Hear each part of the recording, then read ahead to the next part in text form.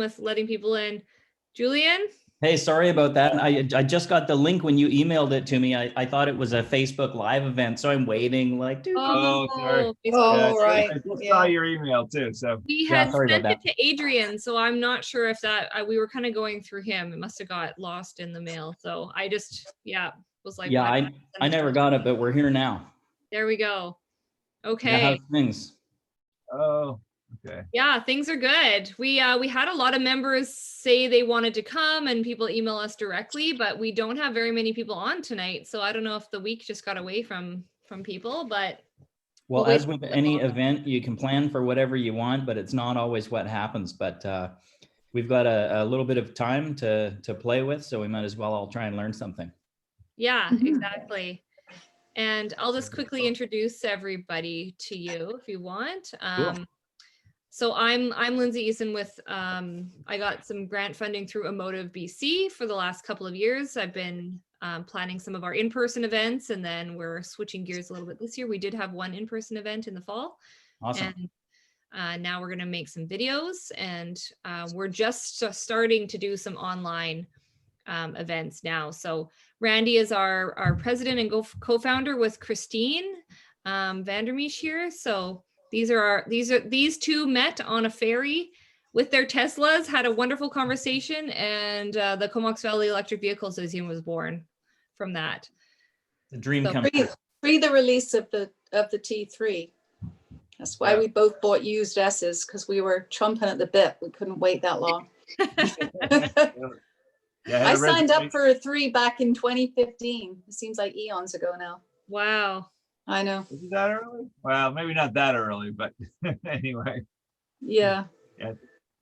My reservation was probably somewhere in the 100,000s. I probably would have it. Yeah. And actually, I do have it by now, but my son has it. So my son got the 3. So our cars will look like classics in a couple of years. Yeah. With the mini grill on the front, the old school. And then Julian, there's Michael McKinley here, who worked with me last year and is in Calgary currently. And Michael Stanier from Emotive BC. I don't know if you guys have met before. I don't think so. No. No, we haven't met, but I think we've had a few emails back and forth. And I'm on the Motorize site every week at least, checking out cars. Yeah. Handy store. Right on. So what do we want to talk about? Does have you guys got a set of skill testing questions for me? I'd like to hear about the why, but I'm open to what everyone else wants to hear about. My daughter has a 3, so I'm pretty familiar with it. Yeah, and then I think just in terms of the idea of purchasing used EVs, any information that we can take to our members after this would be really helpful. And I know a lot of people worry about the range going down and batteries and things like that. And then the price point and not being able to access some of the rebates, I guess. Have you got these questions written down? Because I can write them down, or we can just zip through them and we can sort of like get through one at a time if you want. But yeah, we can get started on used EV buying and why you should or shouldn't, you know? Yeah, and then we can have a good general Tesla chat after, because we'll save the dessert for the end. Yeah. Okay.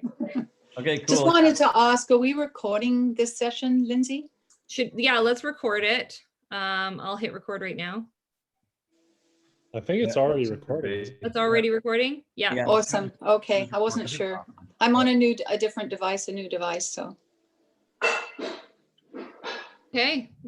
Yeah, one thing that I always ask is to get a copy of the recording, because it's like, you know, we all only sit down every so often and exchange valuable information. So it's nice to have a copy of it. But thanks for the introduction. And I'm very pleased to meet you all. And I hope that we can have a good exchange tonight. I will start by saying I very much appreciate being invited to attend this little thing with your club up island there. I think it's awesome, and always happy to talk about EVs and whatnot. I'm obviously in the business of selling EVs. I have 2 stores and have basically dedicated the last 13 years of my life to taking people off gas cars or internal combustion and getting them to switch over to electric. It's been like a massive push, but I'm feeling pretty good about it.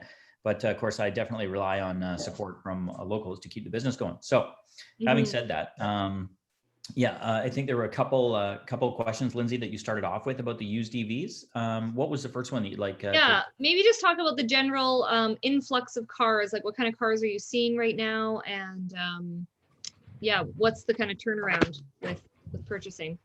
Well, it's kind of an interesting scenario. So when the EVs first started coming on the market in any kind of reasonable numbers, you know, we're talking Nissan Leaf and Tesla S. None of them were leased. They were all purchase financed or purchased outright. So we didn't see an entry of lease returns into the used market until really like 2016. They started to become pretty popular. So for the first few years of EVs, we just saw stuff that was traded in. And so it was very, very difficult for dealers to get EVs. There just were very few produced, none coming back off lease, and they were just hard to get in general. So times have changed. So now we've got lease returns from every manufacturer, including Volkswagen and Chevrolet and Tesla and everybody. So I've got wholesale access to lots of lease returns, as well as stuff that comes into other dealers that's electric that they don't want to sell. So for example, you know, somebody trades in a really sweet e-Golf at a BMW dealer, they might not want to sell it, especially if they're a flagship store and they only want to sell their own brand of stuff. So that stuff generally goes up in the wholesale market, and I've got pretty good connections to be able to find used cars. So like I've got a 2021 Model Y that is getting traded in at a Mercedes dealer tomorrow, and I'm hoping to buy it. So I get one.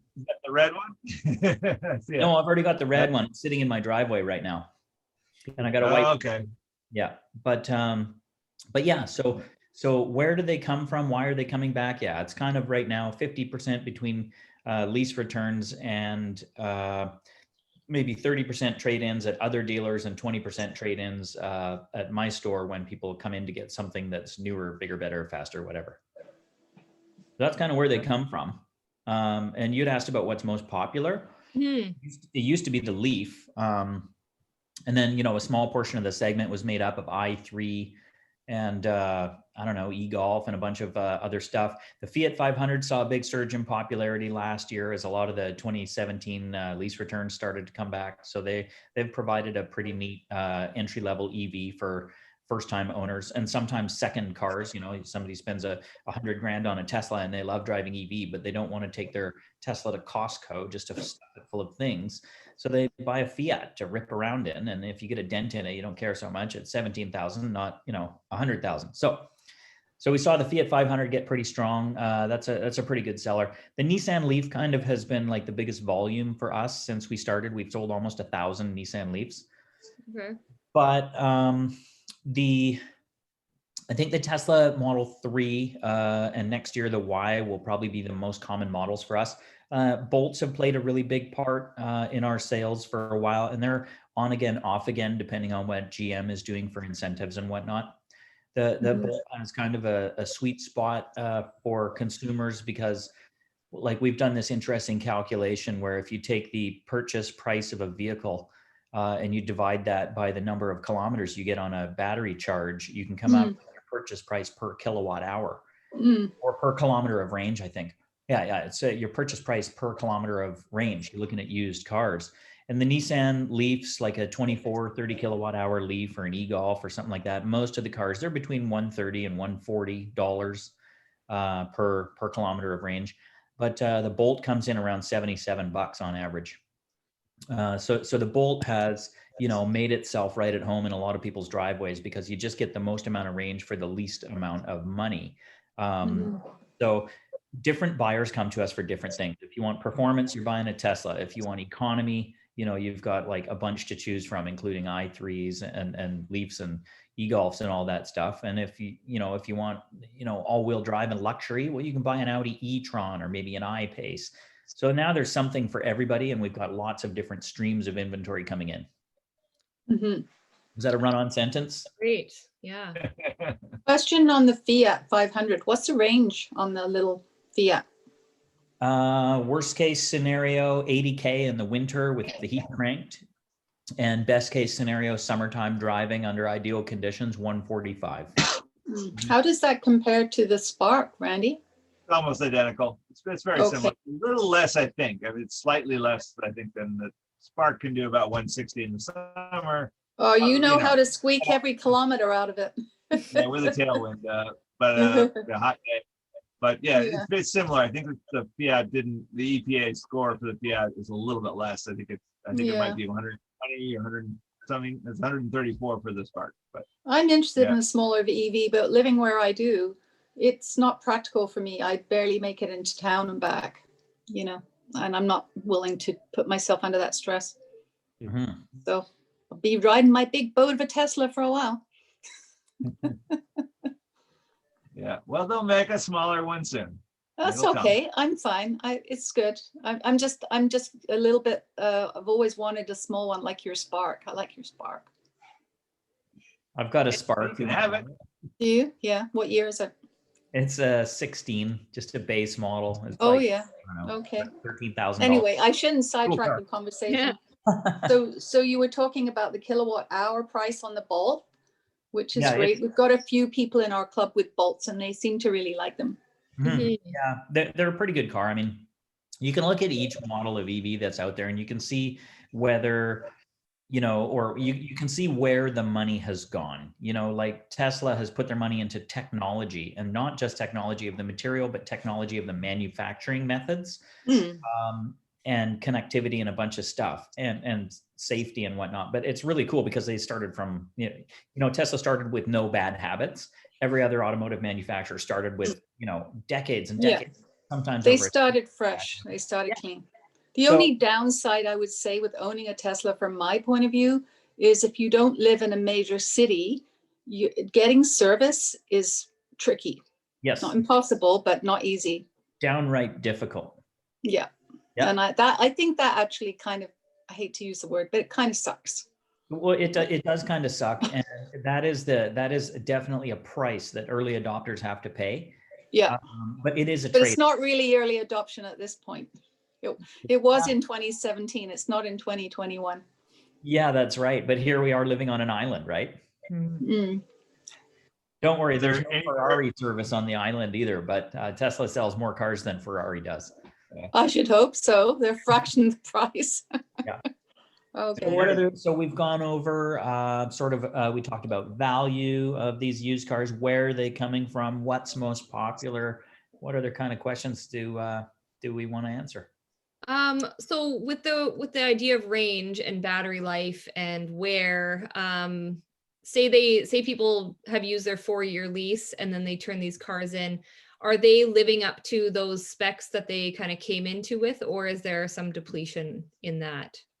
We've noticed that if I rewind back to the beginning, Nissan Leaf 11s and 12s, they don't last that long. Those batteries function well, but I think they have pretty much an 8-year lifespan. Some people are getting closer to 10 years and 200,000+ K on those, but those batteries are all pretty tired. As we go with more modern EVs like 2013 and newer, I think every manufacturer was pretty careful and had learned some lessons from Nissan's original chemistry. The 13, 14, 15 Nissan batteries and the BMW i3 batteries from 14, 15, and basically everything else 14, 15 was amazing. I think Nissan made a bit of a mistake with the 30 kilowatt hour cars. We've seen some really healthy 30s come back with lots of miles on them, but we've seen more than our fair share of 30s that are not in great shape. We had 4 of them replaced a year ago, or it's 2 years ago now, under warranty at Duncan Nissan, and they put 40s in because Nissan is no longer producing the 30s. So we have seen reliability issues with those. I think pretty much everything else on the market has more than exceeded everybody's expectations and more than exceeded what the manufacturers specified would be, leftover life at 5 years, 8 years, whatever. Most of the manufacturers say that you'll have 70% of your battery capacity left at the end of the warranty period, which would be 8 years and 160K. That's the definition by which most of them, classify EV performance. And I think for the most part, like the vast majority of EVs will do that, but there are exceptions. And they're not the way that you would think. We've seen commercial operators running fleets that use fast charge every single day. My son has had DC fast charge in his Leaf twice a day for 3 years straight, doing skip the dishes. That's an old 24 kilowatt hour. Tesla owners like Current Taxi do exclusive supercharging, like nothing but. They run the cars 24/7. Those things all seem to be fine. But we have seen accelerated degradation in Leafs that have exclusively been charged on 120 volts and left full for long periods. That's a recipe for disaster. Otherwise, I think the batteries overall are doing very well. And to be truthful, a lot of them are still under factory warranty. So they're probably a little young to start failing in general. Most manufacturers are pretty cautious with the programming on these batteries, and they use software to keep consumers from getting to the top and the bottom of the battery. So, you know, in some cases, when the battery indicates it's full, it's actually only like 92, 93%. And when it indicates it's empty, it actually still has 4, 5, 6% in it. So there's a considerable buffer or margin there that protects the battery and maintains its health. Even though the consumer sees range going down over time, the manufacturers literally build in a buffer to keep the battery in its happy place to ensure longevity. So they're pretty good. That's good to know. And would you say that applies to all the manufacturers or just some? Or? 100%. Absolutely. Yes. Oh, cool. That's good to know. What about rebates? I mean, I'm assuming that you don't get one, but is there a story on rebates? A story on rebates? Like, is anybody ever eligible for one, or it has to be a new car, I guess? Yeah, so right now in British Columbia, new cars below a certain price threshold, around 57 grand, or cars that, if they're worth more than 57 new, I don't think they get any rebate, but you'd have to check. Now the CEV for BC, which is a provincial funding, which comes from the Ministry of Energy and Mines, that almost ran out, but then they topped it up again. So currently we're sitting at 3,000 back for any EV in British Columbia. And the federal rebate looks like it's going to roll along nicely for a while too at 5 grand. And there is a price limit on that as well.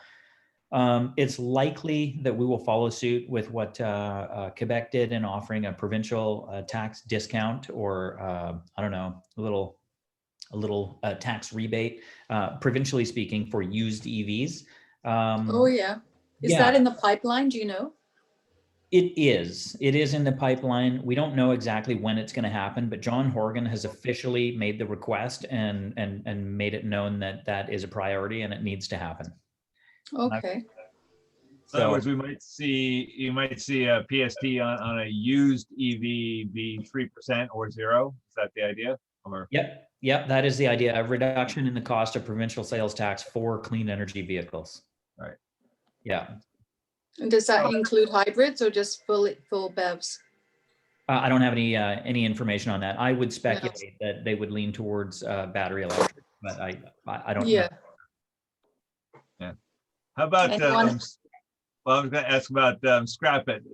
Both the federal and provincial rebates are only for new cars. Scrap it actually applies to used cars. Does Motorize ever work with scrap it, or? No, we tried actually for 3 years, and I had quite a few phone calls and emails with Blair Qualley, the CEO of the New Car Dealers Association. Now, as you might imagine, the New Car Dealers Association is I don't know, it's a consortium of some sorts. It's so they manage. I guess they're kind of like a lobbyist for new car dealers. But when you think of who the new car dealers are, Tesla is the only one that doesn't sell internal combustion engines. So they all sell a tiny fraction of their inventory as EV, 15%. And in total, it's 15% of new car sales are EV. And you know that Tesla takes the lion's share. So how many EVs are left between all those other dealers? I don't know, maybe 5% or 7% or something.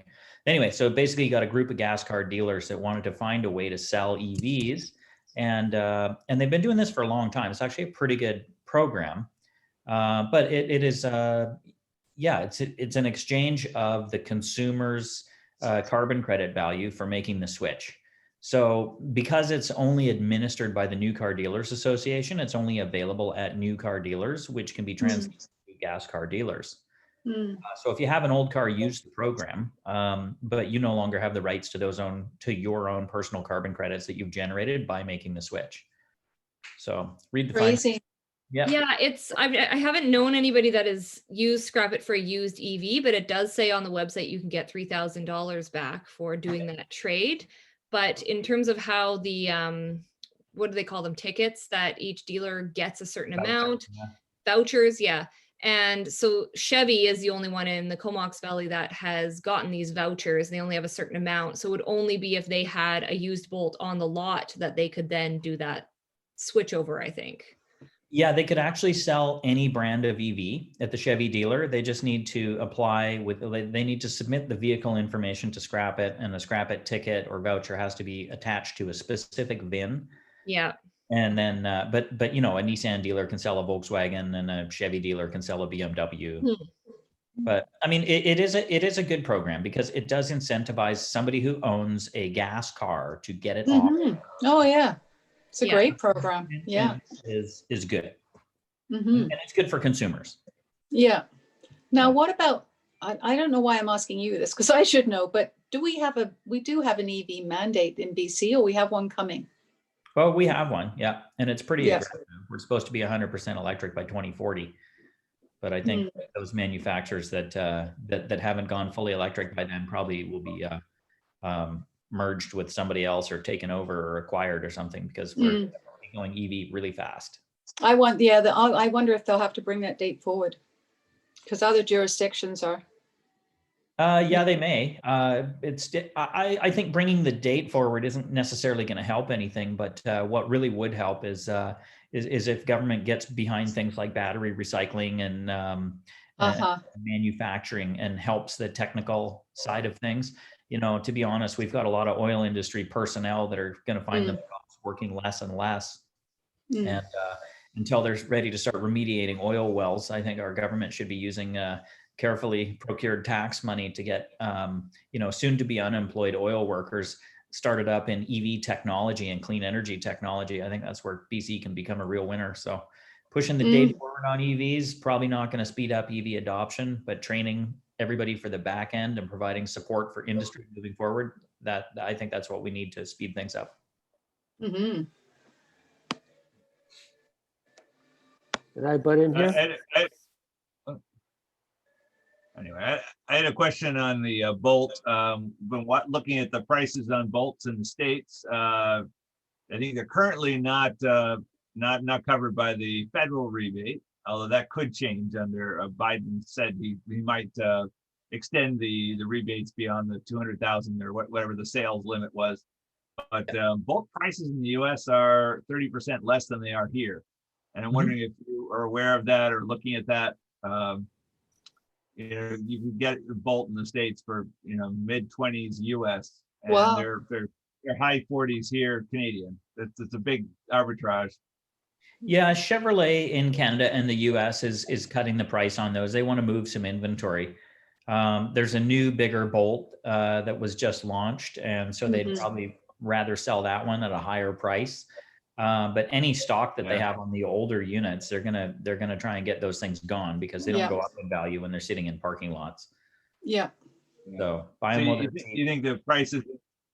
Yeah, the new prices in BC are going to drop for those. Yeah, and probably the older ones are going to come up for resale. Probably, I guess more. Yeah. I mean, the reality is there's really no shortage of EVs around. I mean, if you want a new one and you're willing to look for a deal, you'll probably find one. If you want a used one and you're willing to look for a deal, you'll probably find one. There's enough around. I mean, 5 years ago, you could drive around to 10 different dealers and you might find 2 EVs. Well, now you drive to 2 different dealers and you find 10 EVs. So there's a shift. There's been a shift, but there's more coming for sure. Yeah, I mean, so EVs never used to go on sale, but gas cars did. Well, now when a manufacturer is not hitting the sales volume that they want, they're just going to dump the price a little bit and stir it up and mix in some rebates, and off we go. The dealers are under a lot of pressure to sell a lot of inventory. And, so when you get a Western or an Eastern Canada sales rep that finds out that, when Ford was elected, they're going to pull out the EV rebate funding. Well, what do you do with all those cars? If you've ordered, 900 Bolts or something to be sold during the next 4 months, and all of a sudden the rebates are pulled, you got to move those. So the car manufacturers are always trying to figure out how and where to best sell their cars most quickly. And if that means cutting the price in one market for a specific amount of time, then that's exactly what they're going to do. Mm-hmm. Nova Scotia added a provincial rebate. Mm-hmm. Yeah, Just cool. I think we're recently. going to see more of that pretty quick here. Yeah, it's going to have to happen. Yep. Right? That No, was my Oh, my experience with a Spark. Sorry, Christine. Was No worries. I had to buy it in the States. It wasn't Canada. It was on lease back east, and that's it. But I'm both a dual citizen and also have a very good friend in Oregon, where the closest place I could buy it. And between the federal $7,800 rebate and the state gave us a $2,000 rebate. The county in which Portland is also had a $750 rebate. And then GM at the time had this crazy rebate called the Return to the Family rebate, which means if you drive onto their lot with a car that's not a GM and you buy a GM, they'll give you $1,000. So here's a $25,000 car behind me, 25,000 US behind me that I ultimately spent about 18,000 Canadian on. That's That a good was deal. the price. But you got to have that was citizenship in order to claim any kind of rebates, because a Canadian can't get US rebates on a car, on a new one. I was able to, basically. That was the game. And Yeah. I bought it with a friend of mine in Portland because he lived in the county and the states, and we kind of co-bought it. And I had some U.S. income, and I'm a dual citizen, so we were able to do that. But a lot of people bought Sparks, and this was in 2016 when they were trying to get rid of them, right? Because the Bolt wasn't announced yet, but was about to come out. So they were trying to. They had a lot of incentives, but it just was odd because I didn't know about the Bolt yet, but I love the Spark anyway, so I don't mind having it. But they were definitely doing everything they could to push them at that time. Yep. The same will happen with the Bolt. Car dealerships are not museums. They need this ironed out. Do you bring a lot of cars up from the United States to sell on your lot? Not anymore. No? Yeah, we used to bring in about, depending on what year we're talking about, somewhere between 100 and 175 cars a year up from the States. But 2020 was kind of weird. Like, I just bought 40 cars in the States in February of 2020, and then COVID happened. So, I had truckloads of cars coming in, and then I sat on them for months and months and months. We didn't buy much out of the States. I'm just buying Kia Niros and Hyundai Konas out of the States, but it's not financially viable for Teslas right now. Like, I can't make any money buying a US Tesla. The fact is, the stuff in Canada is actually cheaper. There's only a few cars that I could buy down in the States and actually make anything. And if at that right now, even though we have a really good dollar, the prices are so good in Canada right now. I just don't have to go to the States. But what would you do with a BMW i3? What would I do with it? How do you mean? Getting from the States. Sorry, I didn't word that right. How would I get it into the States? No, how would you buy one to bring here? I would go and look at all the vehicles that BMW North America has for sale and pick my favorites, and then click a button to buy them, and then put them on a truck and bring them in. Okay. Yeah, I have wholesale access to everything from every manufacturer. So I can get like a used 2021 Porsche Taycan Turbo with less than 100 miles on it. You pick your color and I'll get it for you. So sometimes if it's a rare car or something really unusual, like for example, I had a customer that came into Motorize and wanted a BMW i3 with the big battery, the 94 amp hour battery with a sunroof, but with a small screen and cloth seats and the big wheels. You can't get that in Canada, but I could definitely find one in the States. And so those are kind of a wash, whether it's Canadian or US, but sometimes we look at the US just for selection because they have roughly 10 times more EVs available on the market in California at any time than all of Canada does at the same time. Wow. Yeah. I was looking to get a BMW i3S 2018 with the top level, moonroof and leather and whatnot. Here they've got one for about 37,000 in Vancouver. Yeah. Yeah. Whereas they look like they're about 22,000 down there. Yeah, they're cheaper for sure. Now with the BMW, because it's built in Germany, you have to pay duty on those, but that's only 6.1%, so it's not a big deal really. Yeah, I don't know what the pricing is like on those. I've bought a BMW from the States in the wild. The last 5 i3s I bought were from Kelowna and Vernon of all places. Yeah, they were getting traded in at dealers there. And my phone rings all the time when people take EVs in on trade. And in places that get serious winter, they just want to sell trucks and SUVs. Yeah. They take i3s and Leafs and Ionics in on trade, and they just call me like, Julian, I got another one for you. I'm like, we can sell those on the island all the time. Send it down. Yeah. But Actually, and so I live in Calgary, and so if I wanted to buy an electric vehicle, I could, and if I say, okay, yeah, I want a Chevrolet Bolt, could I can contact you, and then you could find me something and then have it delivered to Calgary probably? Yeah, anything you want. Calgary shipping is pretty cheap too. We're only like $674 or something like that to ship from Vancouver to Calgary. It's pretty reasonable. And we just put them on the train. Okay. Yeah. Or I could simply just come and pick it up basically if I want to. Well, do yeah, that. I mean, I have family out on the island or whatever. So yeah. Like we ship a few cars here and there. Usually people buy Teslas and they get shipped all over the place. But yeah, I had a customer that wanted to come to Victoria from the interior and drive a 24 kilowatt hour Leaf home, and I had to advise against that.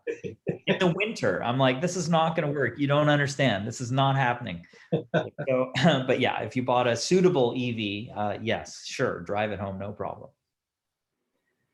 I have a new e-tron with winter tires on it. That'll be fine. Yeah. And then also too, I guess I could say, you know, I'm looking for a 2018 Bolt. I'm willing to pay whatever, $30,000 or something, whatever it is. I don't know, like, and you know, and then you can say, yeah, and then I can see, and then you can try and find me one for that price. Like, is that how you do it? You predetermine the price? And yeah, well, I can always work backwards from a retail number. So for example, we get customers that come in sometimes and say, listen, you know, I've been shopping for, you know, like a big battery e-Golf with a vinyl interior. And I've been looking for it in this particular color. I don't know if you're familiar with e-Golfs, but Volkswagen actually has like 36 different colors on their website. It's insane. Wow.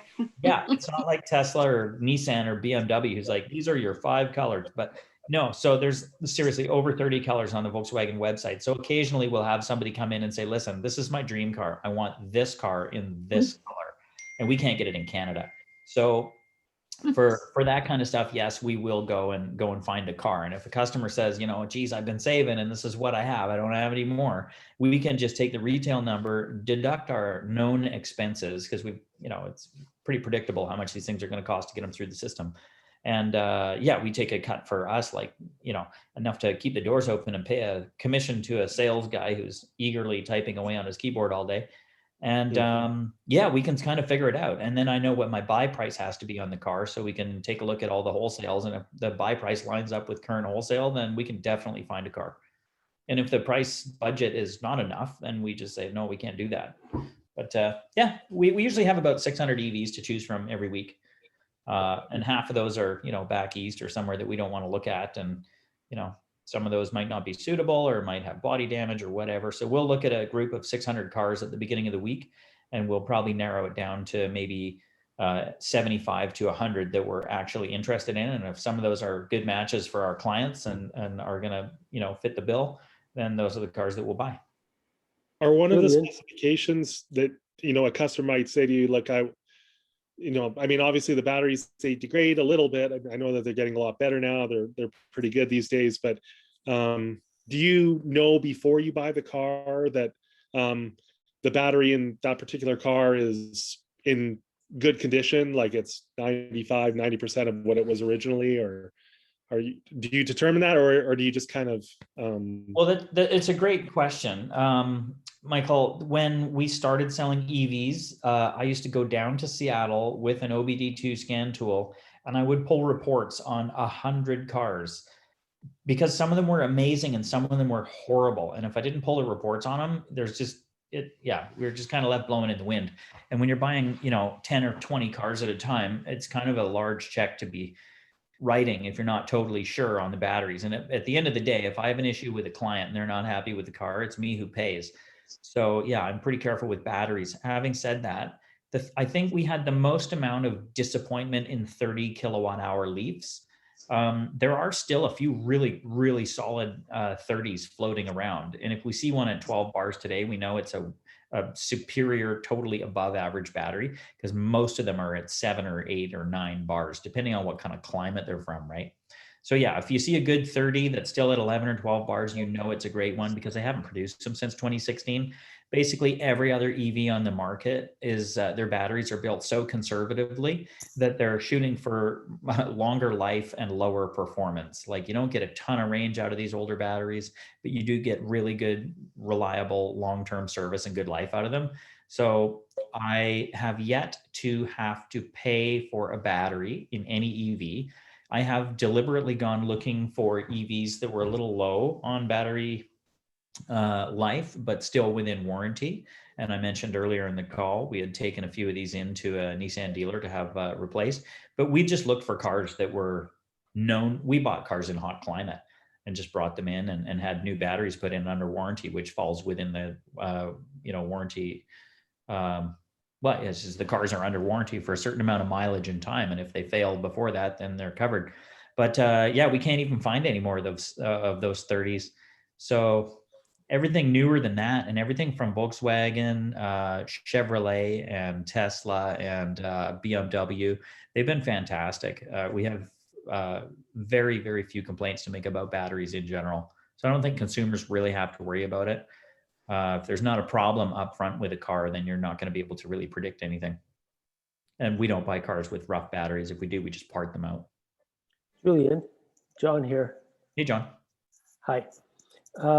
Getting back to battery life and recycling, and I'm specifically interested in second life. Mm-hmm. So is there anything on the island where people are repurposing batteries to Good use question. for other applications? So my dream is once my battery goes to 70%, I'd like to replace it, but stick it on my garage wall and use it with my yet to be purchased solar panels to do my own solar and storage and have it as a buffer for backup kind of thing. Well, I can answer that question. So yes, people are doing it. There's a lot of cons that you need to be aware of. So first of all, if you look at something like a Powerwall from Tesla, it has a battery management system that is engineered, and Tesla's not the only one. Like Siemens makes them, Bosch makes them, Nissan actually made them in Japan and France, whatever. So if you use a dedicated, or you're talking about a dedicated home storage device, they have safety measures in place and fail-safe components on them to make sure that they can't experience a thermal runaway and burn your house down. They also have a little bit of software and hardware that allows them to integrate properly with the home and manage energy flow in a way that is suitable for the kind of draw that your home would put on it. Okay, so we've sold battery packs up to people on Lasqueti Island. They don't have power from BC Hydro. So if you're living in the middle of nowhere and you don't have any access to power and you want to store something for after the sun sets when your solar panels have finished generating power, then yeah, that's stationary battery storage is great. The issue is anywhere that's covered by BC Hydro in British Columbia forces you to use stuff that's legal and known to be safe, which means you need CSA certification on anything that you use. Therefore, from a legal standpoint, the only place that you could put a used EV battery in a second life application is behind like a chain link fence on BC Hydro's property. You know, they can use it because they fence off all their stuff and put it in big steel boxes. But you can't use it anywhere that BC Hydro services because it's not engineered and designed for use as stationary storage. It's designed as a vehicle battery. So your house insurance wouldn't cover it. BC Hydro would have a panic attack and you would be enjoying lots of power at home. But no, you can't officially do it. It doesn't mean people don't do it. There is a Facebook page. It's really cool. It's called DIY Power Walls. And there are thousands of people all over the world that are members on there that demonstrate all sorts of super cool projects. And about 2% of them go up in flames, and they show those photos too. So, you know, you only have to make a small mistake with huge power equipment in order to make a big mess out of things. So yes, people do it. And if a system is designed and built correctly, it's a fantastic idea. There is an appealing price issue. Okay. Like, so if you buy a 14 kilowatt hour power wall from Tesla, they're like around 10 grand or something like that. Yeah. But that's hardware and software and the mounting, like the box, everything, right? With an integrated system that's a plug and play with their components. I've got a Toyota RAV4 Tesla battery that's in a vehicle that I'm parting out. It's a 42 kilowatt hour battery. So it's triple the size of the Tesla Powerwall. And I'm selling that battery for 8 grand. So if you look at it from the point of, you know, cost per kilowatt hour, a used Second Life EV battery is a heck of a bargain. But whether you can implement that into your home or not is a whole separate can of worms. Now, there is kind of an intermediate user who's finding these things to be quite lovely, and that is the marine crowd. We just sold a Nissan Leaf a couple of days ago to a person in Victoria who's got a beautifully handmade wooden sort of speedboat, and it's getting a full Leaf powertrain in it. You think heating, cooling, charging, propulsion, instrumentation, shifter, everything all in one package, and you can put it in a boat. They're going to take the battery apart and they're going to stack half on each side of the hull or half in the front, half in the back. Who knows? But that's just wiring. So people do that. We got another guy on Salt Spring that's put a Leaf drivetrain into a 65 Ford Bronco. He took the transfer case out and took the motor out. Like the engine and the transfer case are out. And he's broken the battery into a couple of different parts, I think. And then taken the Leaf motor and stuck it, a drive shaft into each end where the transfer case used to be. Oh. So yeah, so as far as Second Life goes, when these batteries are no longer suitable for use in a car as their primary purpose dictated, that doesn't mean that they're at the end of their life. It just means that they need a new home, and what you do with them is up to you, really. So does that answer your question? Yeah, I was hoping to hear that there was some outfit that could figure out how to make them into, quotes, power walls that were legal and so forth. And when I say put them in my garage, I don't really mean it has to be in the garage. You could have an outbuilding. Yeah, I have room enough to put it into a separate enclosure. Yeah. And I even have an external power supply that I could hook a diesel generator to. And I was thinking, instead of a diesel generator, I could hook up my used battery to that and have that as my backup. Yeah. But I'd want somebody who could make the whole thing, you know, beautiful with solar panels feeding the battery, feeding the grid, and, you know, do the feed-in tariff thing, and then power the house if need be, and then or even better, power the house and then only draw from the grid when I need it, that sort of thing. Now, in my case, I have a 90 kilowatt hour pack, so that is a shitload of power. Yeah, that's a lot of energy. That'll run your house for like 4 days. Yeah, so the question is, how I want to do it safely. I want to do it legally. I'm not going to, you know, screw around myself. But it looks like it's early days yet for that sort of conversion. Yeah, you know what you should do is, like, I can point you in the direction of a couple of people who have way more experience than I do. One of them is Rolf Otter and his wife Silke. I know Rolf has repurposed a bunch of Nissan Leaf batteries for various things, and he's just a generally pretty smart fella.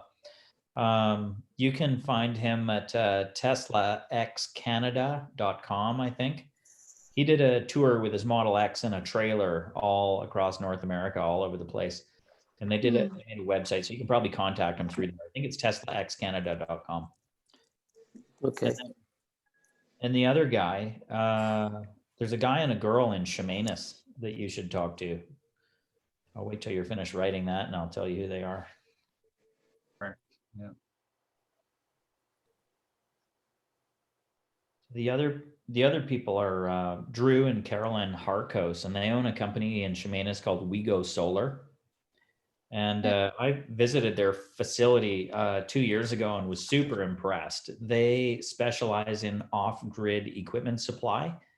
And they've got a ton of really cool products to build entire electrical systems for those who aren't connected to the grid. But whenever I have some weirdo question that I need answered about solar battery storage or anything else, they're usually my first call. So I would check them out as well. And they might have extra resources to help, get you going. Thank you. You're welcome. Good, thanks. That was a super interesting topic. Yeah. Yeah. Hope I've got some valid information there for you somewhere. Yeah. JC or Vernon or Pilar, you guys just popped on. Do you guys have any pertinent questions to ask our expert Julian here tonight? Sure. I just actually looking around for that BMW.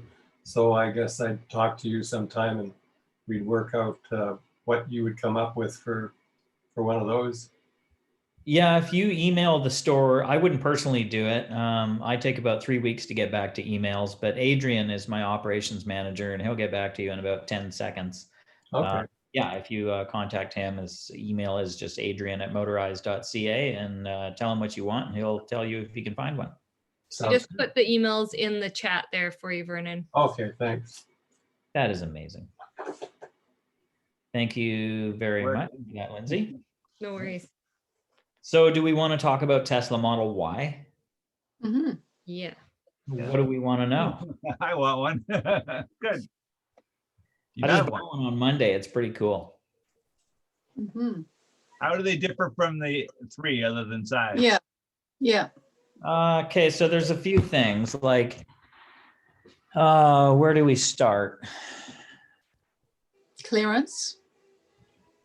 It has more clearance by, I haven't measured it, but probably 2 inches or something like that. The Y's got bigger wheels. It has the same bolt pattern as the 3. It uses the same motors, front and rear, the same battery, but there are a few additional things. So the suspension is a little bit more heavy duty on the Y.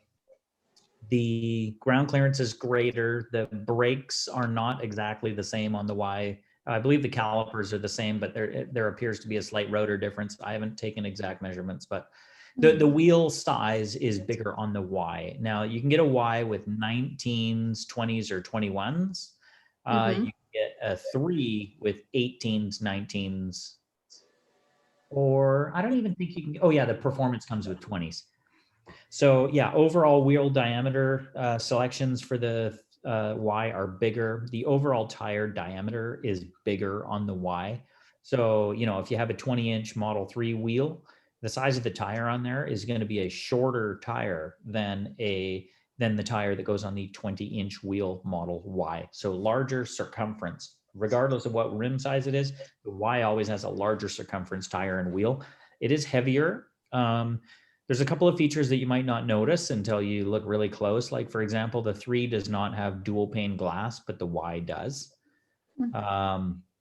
So the Y's got a major upgrade in window glass. The Y kind of looks like an overinflated 3 when you're sitting there, but there's actually more differences too. Like in a 3, you've got a parcel shelf at the back, just above the back seats there, separating the rear glass from the trunk area. So you fold down the seats and you've got a small opening to get into the trunk. Well, on a Y, it's a hatchback. And of course, the rear glass lifts with the hatch. So you don't need a parcel tray, which means the entire structure inside the vehicle is quite a bit different because it does not have this big cross support, which is the parcel tray. So that means everything from speaker location to the roll cage, which makes up the roof of the vehicle, all that stuff is different. So in the Model 3, you've got the pillar, not the pillar, but you've got the cross support at the top of the A-pillars, at the top of the windshield, and that's kind of similar to what's in the Y. But in the Model 3, right behind the driver's head, there's another pillar that goes over top. Well, the Y doesn't have that. The Y glass up top is completely different. There's no pillar in the middle. The Y pillar is moved about 2.5 feet further back. So you get this massive expanse of glass above the passenger compartment. And yeah, so you get this, just a spectacular view of the top of the vehicle. And of course, when you open the trunk, the glass lifts with it. So there is a big difference in the way that the vehicle goes together. I will say that the Y sacrifices a tremendous amount of rear view mirror visibility compared to the 3. Yeah, the rear glass in the 3 is really easy to see out of, and in the Y it is like really small. And it doesn't surprise me because pretty much every new SUV type configuration of vehicle goes that way.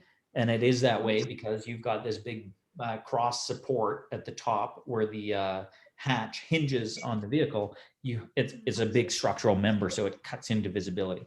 So if you need a lot of visibility, the 3 might be for you. If you want the taller ride, the Y might be for you. Most of the interior stuff is identical between the 3 and the Y. The Y seats sit a little bit taller. They're sitting on a little bit of a pedestal. So you got 3 seats in the Y, but they're taller. All the other stuff is pretty much, on par from an operation and performance. They're all very, if you like a 3, you'll like a Y. The heat pump in the Y is really cool.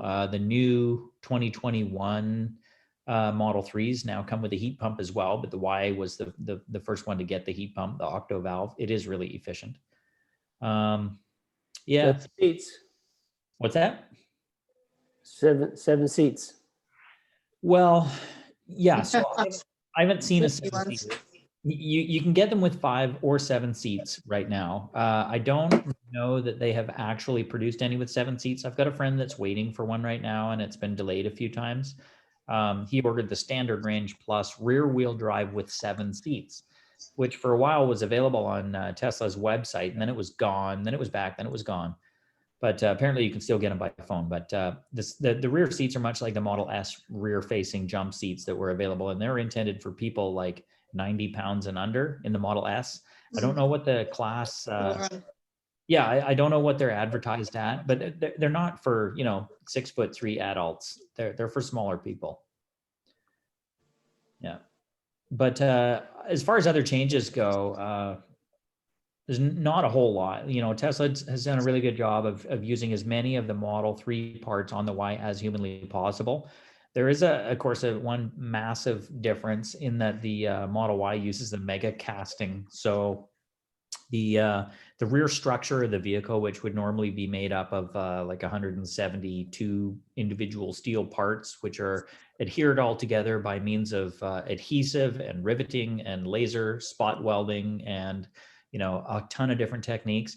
The Y doesn't use a rear body that's like that. They're using high pressure aluminum casting, super thin, super durable, extremely rigid, perfectly 100% accurate every time. Like literally the most high-tech casting ever gone into anything ever, period.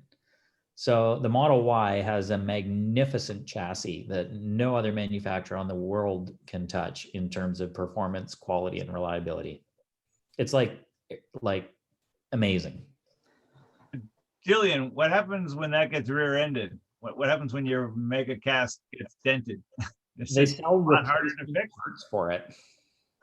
Yeah. So I'll be honest, as an owner of one, I wouldn't want to get rear-ended because I bet the thing would be in the shop for 6 months. Yeah.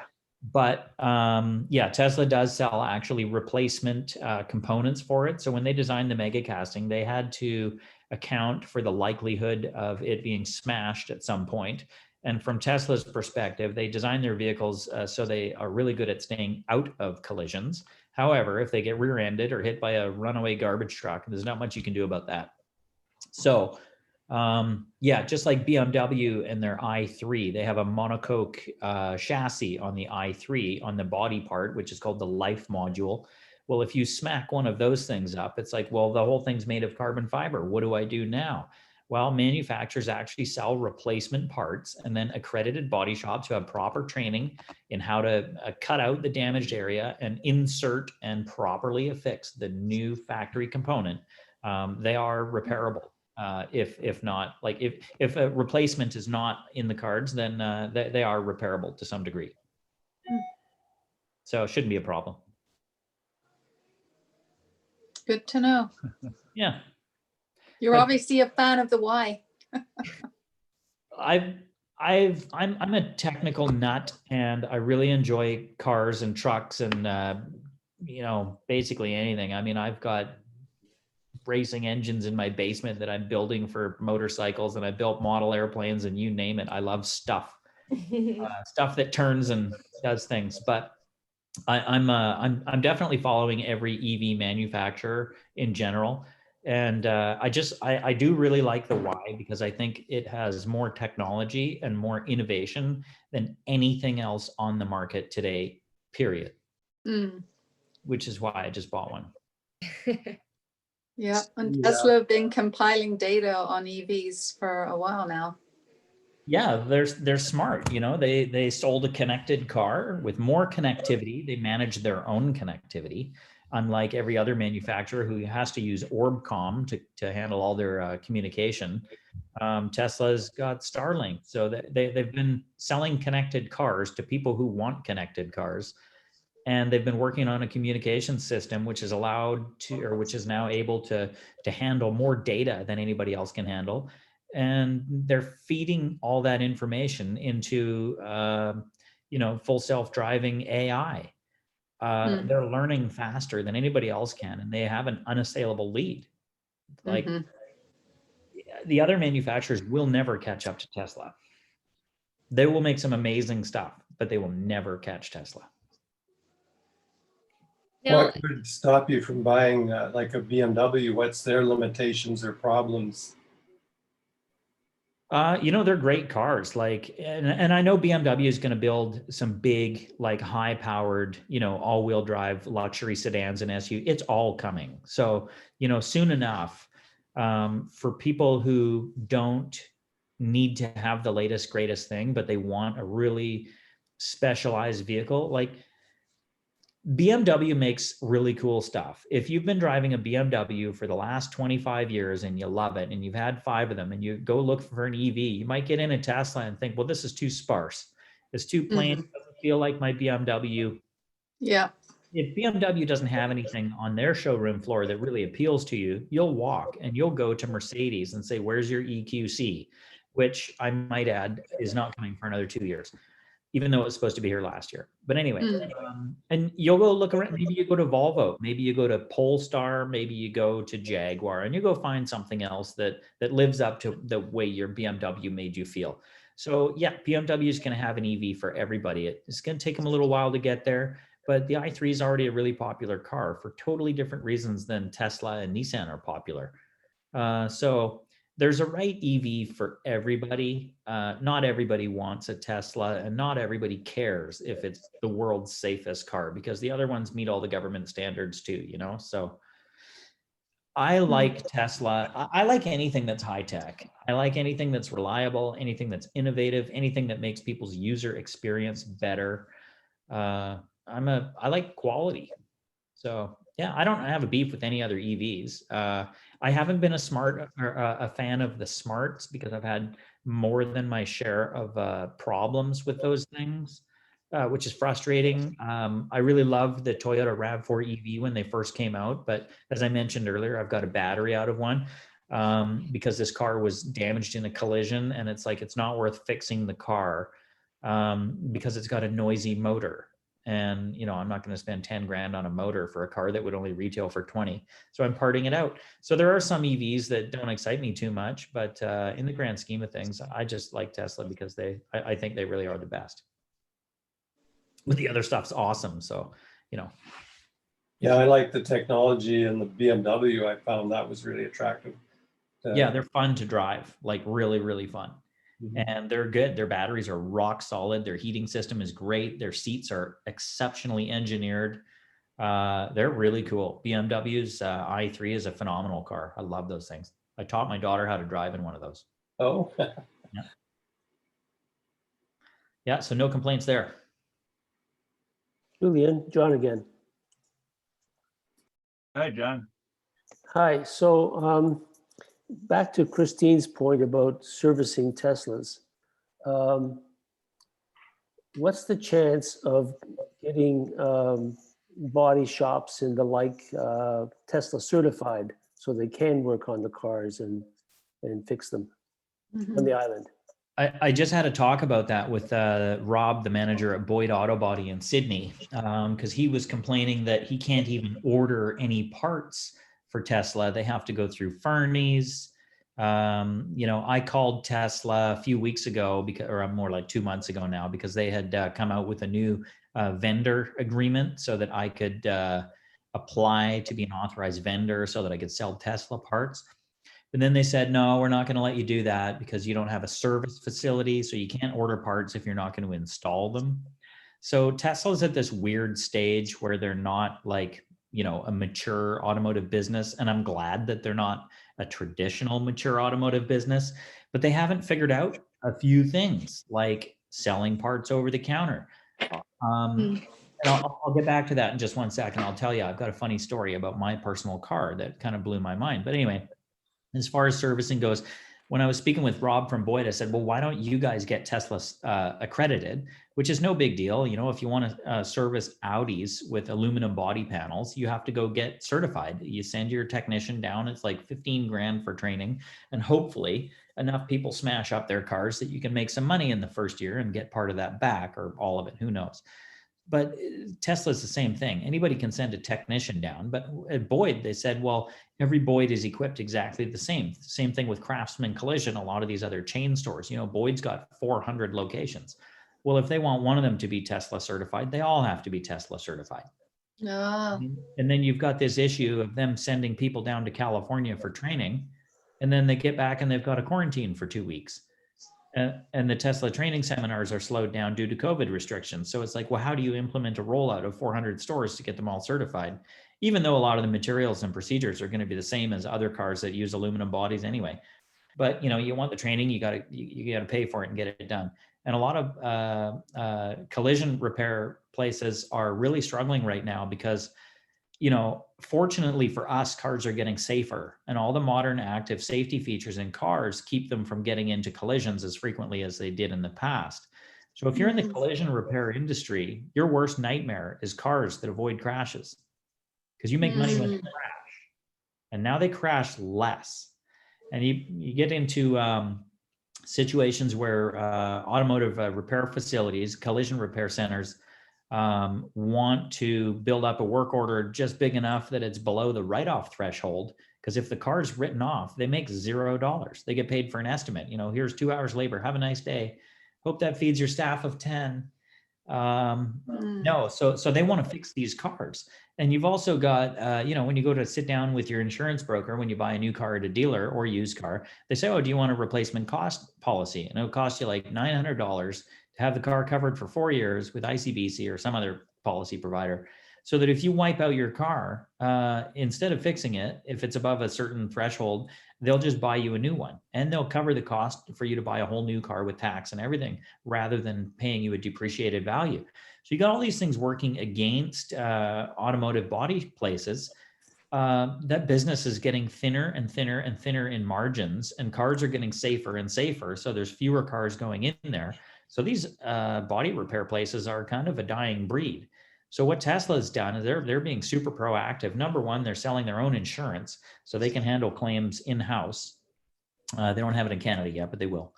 And number two, they're opening up body shops so that their intention is to take a crash car in and get it out the same day. Today, I learned that Tesla is sending out painted body panels for vehicles, which is what the motorcycle industry's done for 80 years.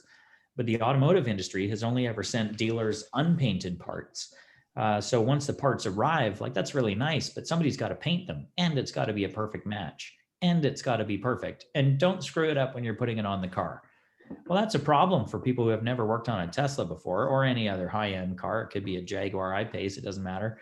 So there's all this funny stuff that makes it really difficult for the crash collision center to make any money on people's cars. And there's actually a lot of problems for a lot of new cars, new high-tech cars that go into body shops. They end up sitting there for months and months and months. And it's a nightmare. So it's not just that it sucks to get a Tesla serviced. It kind of sucks to get anything new serviced when it comes to collision repair. But Tesla is working on it. They will open a Vancouver Island shop. They almost had that deal at Volvo, but the middle, I don't know who it is that actually was selling or leasing the property. I mean, Jim Pattison, I think, owned that property at the corner of Hillside and Douglas there across from Kia. Tesla was supposed to get in there, and then somebody tried to jack the rent from $35,000 a month up to $45,000 a month after all the documents were signed. So Tesla said, forget it. We're not going to get played like that. Goodbye. Said they're going to build their own new place out in Colwood somewhere. So, but they are hiring for more mobile techs. So yeah, servicing in a Tesla, a little bit of a pain in the butt. But servicing on a lot of other cars is also a pain in the butt. So Julian, I'm new to BC and I don't quite understand exactly how insurance works. With ICBC and Tesla's own insurance, how does that work? Could I get Tesla insurance? Well, it's different from one jurisdiction to another, and Tesla's not selling in Canada yet. They're actually only selling in a few states, mostly in California. Yeah, understood. But supposing it were to come, supposing Tesla insurance comes to Canada. Well, in British Columbia, we have to carry, like if you hold a British Columbia driver's license and you want to buy insurance for a motor vehicle in British Columbia, you have to buy it from ICBC, but that's only liability insurance and basic. The core insurance, Yeah, it's just the basic stuff. So you can buy your bare minimum from ICBC, but collision and comprehensive would come from Tesla. And they're able to offer that at a discounted rate because they know exactly how you drive. They know how far before the turn you signal. They know everything. The car is paying attention with 8 cameras and short and long range sonar all the time. If you're a high risk driver, they don't learn by mistake. They know because they can see your vehicle data all the time. So the amount of insurance that you pay with Tesla is directly proportionately connected to your right foot. So yeah, you can get a quote. Like I've got a friend who's in LA that is insured through Tesla, and it's about 60% cheaper. But yeah, they can bill accordingly for insurance because they know who the drivers are. So that's the power of big data right there. But the other thing is Tesla insurance, so around 28% of an insurance company's budget goes to advertising. If you're selling safer cars and you're only insuring safer cars that get into fewer accidents, then your insurance margin will be much, much higher. If you don't pay for advertising on your insurance, and you save 28% off the bottom line, you get into some crazy big profitability numbers. So Tesla's goal is to increase the adoption of clean energy. They do that with cars. Insurance are a part of cars. So they can start to sell insurance and add to the bottom line, but they're going to keep cutting that cost of insurance and they're going to put other insurance providers out of business. So that's one more step for Tesla. They're just breaking the mold. Like the old model is starting to come apart. It's getting a little threadbare. So there's some big changes coming down the pipe. Very interesting insight. Thank you. You're welcome. We've had Julian for about an hour and 15 minutes. I don't want to extend his take over his entire weekend or other people's nights rather. We should probably begin to wind down, but take the last few questions, I think, or any other subject people have, please raise it. We might close down in 5 or 10 minutes at most, I think. Yeah, sounds cool. I got to get to work actually. I'm writing, I've got some homework to do, writing a sales guide for EV friendly motor dealers. It's like basic training for salespeople. They need it. I'd like to hear the story you were going to tell.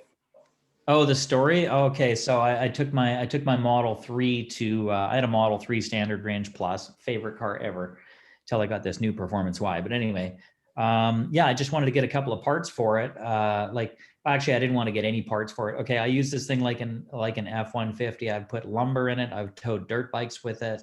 I have had construction materials and tools and ladders. You can put a 6-foot ladder in a Tesla Model 3 and close the trunk. But when you do that, it does potentially put a couple of little marks in the interior here and there. So I put my car up for sale. Adrian took a deposit on the car, and then from somebody who hadn't seen it, he came by. The car's in exceptional condition, but there's a couple of marks on the interior and the plastic trunk liner and a few just little plastic trim pieces. And so the customer came in to look at the car and said, no, this thing's too beat up. I don't want it. And took their deposit back, and they just ordered a brand new Model 3.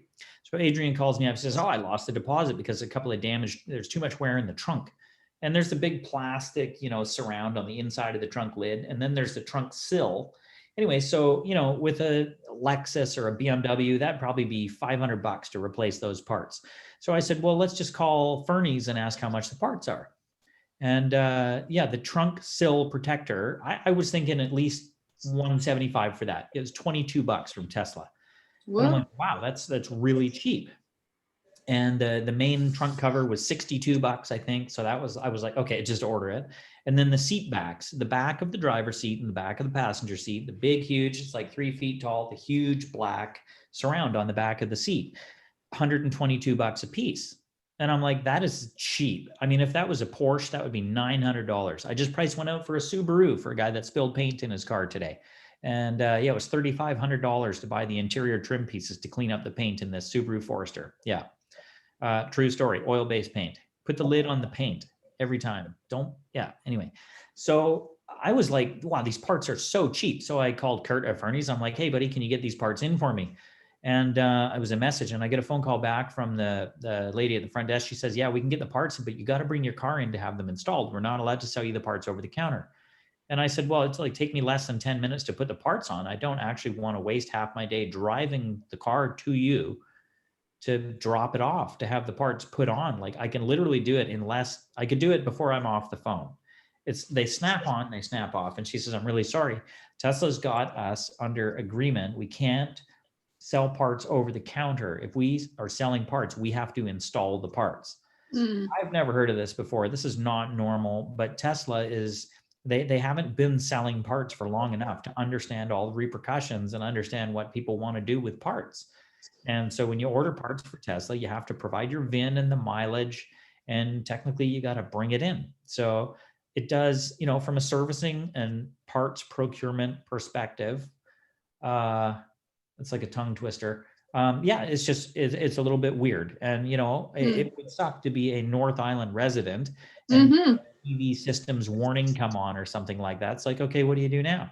On one hand, the Tesla can probably diagnose the car remotely because they're connected. So that's super cool. But yeah, it's certainly frustrating and challenging until you have a local rep that can show up and get work done quickly at a reasonable cost and in a convenient way. Yeah. So they're better suited for more densely populated areas, Exactly. Victoria, great, cool. But yeah, if you're not in Victoria or Vancouver, if you live in Vanderhoof and you've got an oil pump failure, you got a problem. So Julian, it sounds like it's a Tesla legal issue with, repairing electric cars and liability stuff. But also, are they not running afoul of the quotes right to repair laws? We don't have any right to repair laws in Canada. Oh. Not yet. Yeah, that's we need them. Yeah, we do need them. It's actually affecting the agricultural industry big time. I had an old business partner who was in Bicycle, Alberta, which is just a couple of kilometers away from Acme, north of Calgary. And he was telling me on his new $250,000 John Deere tractor, it uses GPS, and they don't want to waste a liter of fuel in those things because they're really big and they cost a lot of money to run. So it uses GPS and Google Maps, and it figures out exactly what pattern it has to run to be super efficient.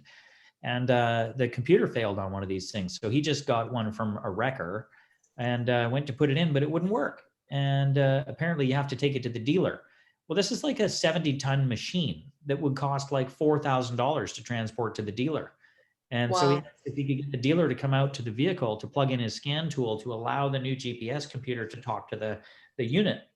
Yeah, the answer is no, you're going to bring it in. But, Wow. you know, so you got one farmer that's got a $250,000 piece of equipment. He wants to run that thing for like 4 days to get his 7,500 acres done.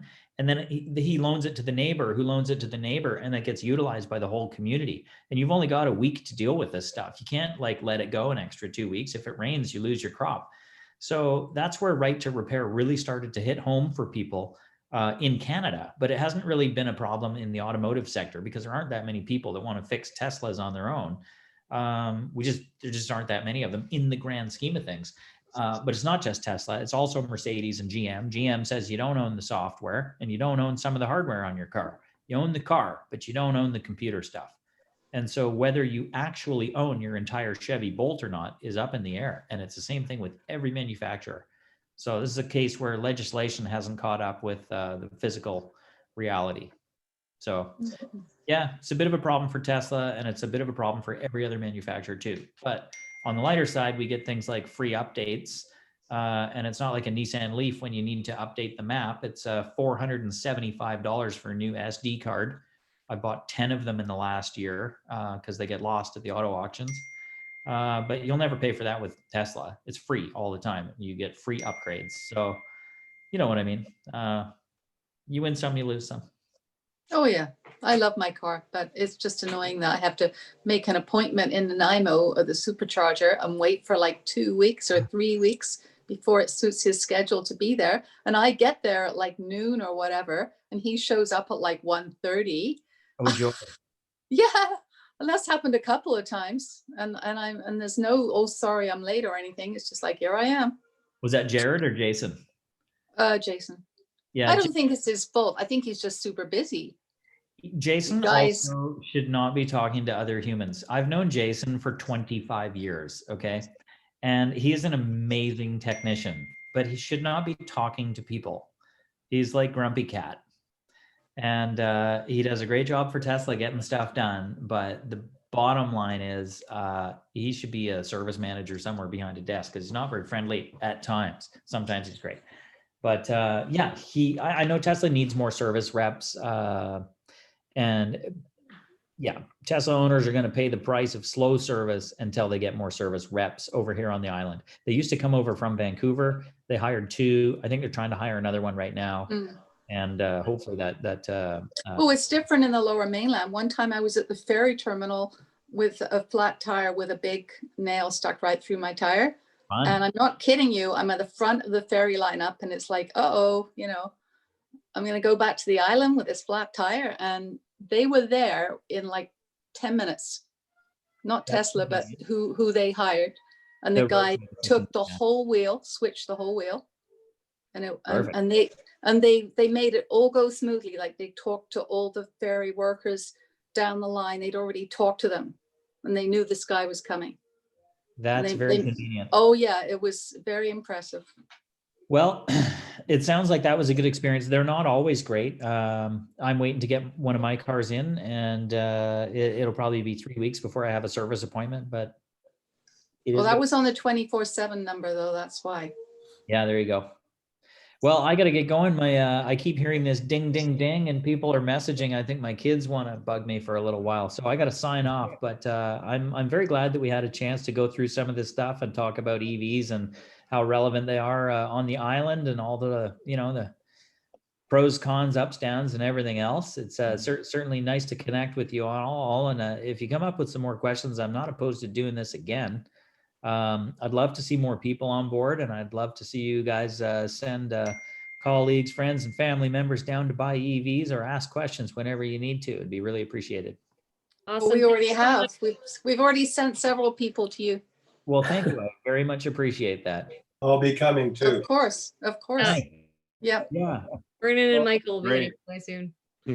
Yeah. Thank call you me so about much, that. everybody. Cool. Thank Julian, you're a fountain of knowledge, so thank you very much. That was an amazing tour de force on so many topics. Yeah, very Yeah, good. Very Thanks. impressed. Very Yeah. nice Very to much. participate. Are you guys going to put a copy of this up on the Facebook page? We will. Yeah, we will. That's awesome. Absolutely. We'll get it out to you. Okay, we'll send you a link to it. And Yeah, that's fantastic. Well, take it easy, everybody. Have a great evening, and thanks again Okay. for having me. thank you, Julian. Thanks, Julian. Okay. Bye, Yeah. everyone. Thanks night. for coming on the call, everybody. We'll see you soon. Yeah, thanks, everyone. Okay.